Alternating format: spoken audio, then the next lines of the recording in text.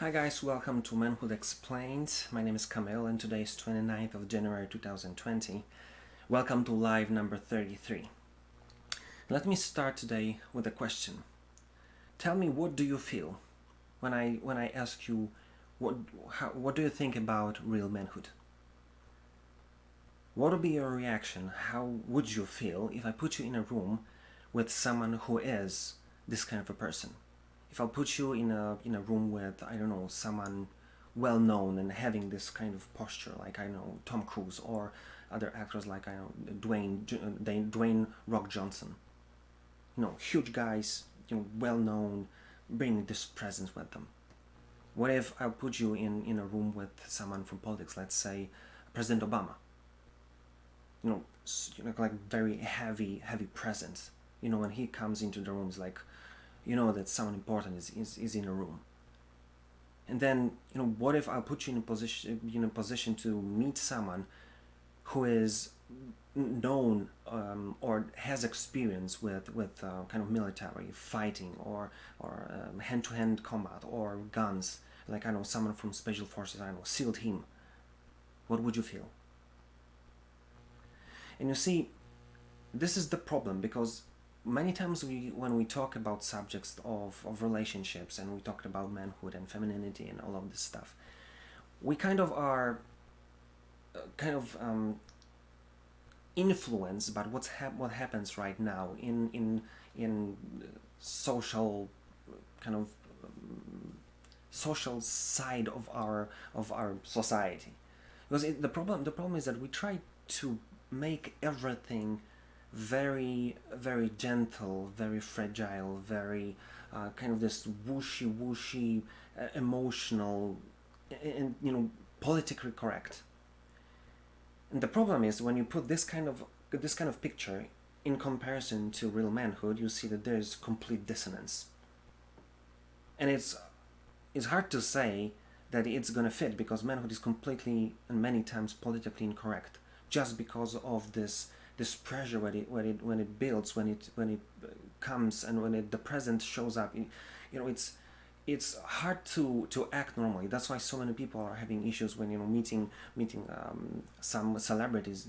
Some fall in tears. They cannot comprehend what's happening, and this is exactly what happens when you meet like real men, someone who brings presence and brings this personality that requires requires you to be respectful. Because if you know that he is a well accomplished person, or he knows martial arts, or he knows how to deal with guns, and especially if this is a really accomplished person like an actor or a politician, it automatically requires your respect and different kind of behavior.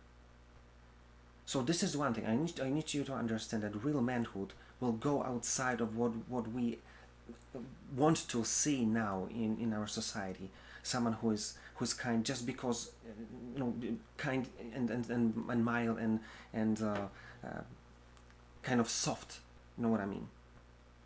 But if you look, the other point of this whole story is that what real manhood brings with itself, a part of being this harsh and demanding personality.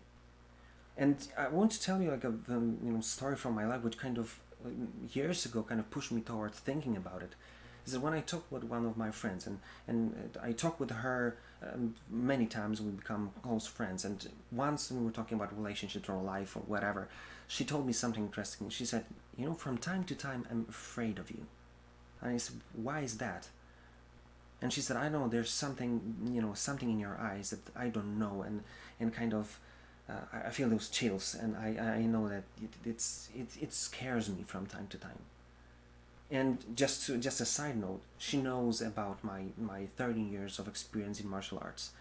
And she I'm 6'2" almost.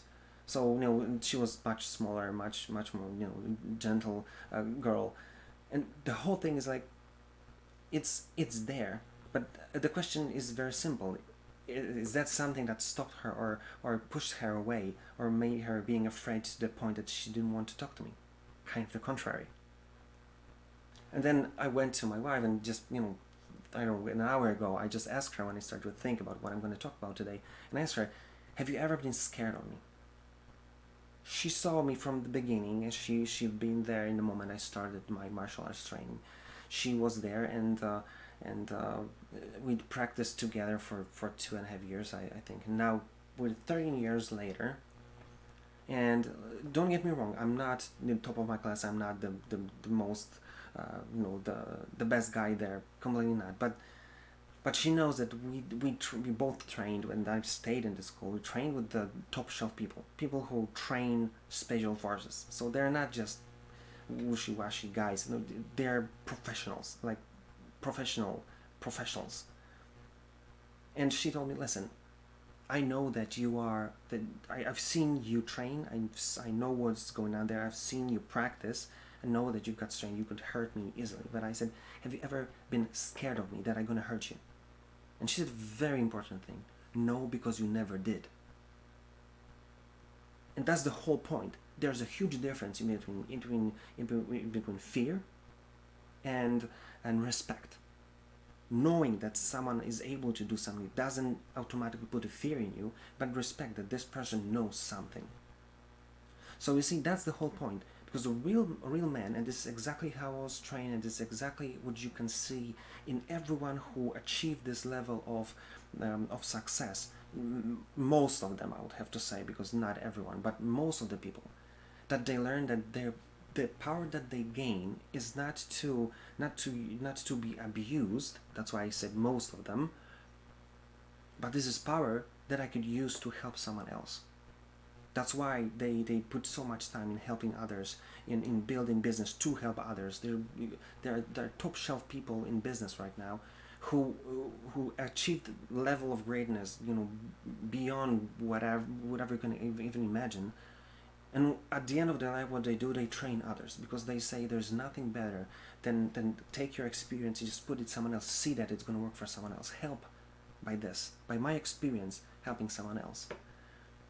And you see, this is amazing, because that's exactly what I want you to understand, that manhood itself, with its uncomfortable position, especially in today's world, when practiced and applied as it's supposed to be, it's something that brings more good than bad, because you know that this is building you or taken to serve others. And let me just take my phone, because there's a great quote I want to quote, kind of summarizing this whole thing, because supposedly Woodrow Wilson said something very interesting. He said, "No man has ever risen to the stature of spiritual manhood until he has found that it is finer to serve someone else than it is to serve himself."